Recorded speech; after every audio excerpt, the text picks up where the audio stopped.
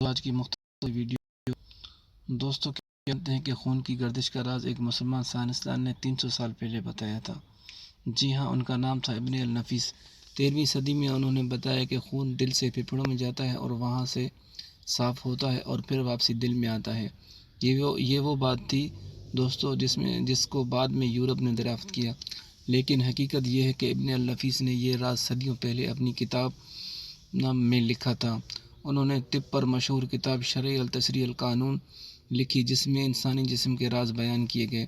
سوچیں دوستو، اس زمانے میں نہ ٹیکنالوجی تھی نہ جدید مشینیں، پھر بھی ایک مسلمان سائنسدان نے اتنی بڑی سچائی دنیا کو بتائی۔